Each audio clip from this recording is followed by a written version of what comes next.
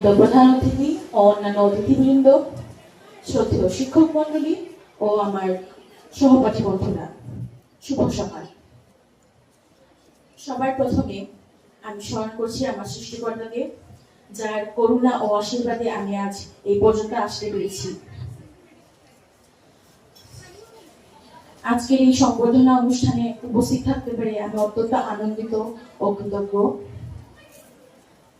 এই অর্জন আমার একার নয়, তার পিছনে ছিলেন আমার মা বাবা ও শ্রদ্ধেয় শিক্ষক মন্ডলী, যারা আমাকে সাহস দিয়েছেন ও অনুপ্রাণিত করেছেন, যাদের অক্লান্ত পরিশ্রমের ফলে আমি আজকে এই জায়গায় দাঁড়িয়ে আছি।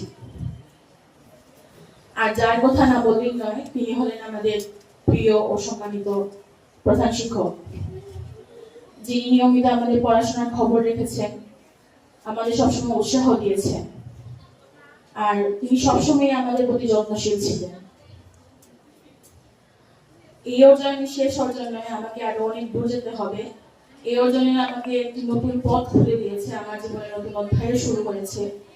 আমি সকলের কাছে দোয়া ও আশীর্বাদ প্রার্থী, যেন আমি নিজেকে একজন আদর্শ মানুষ হিসেবে গড়ে তুলতে পারি। ধন্যবাদ সবাইকে।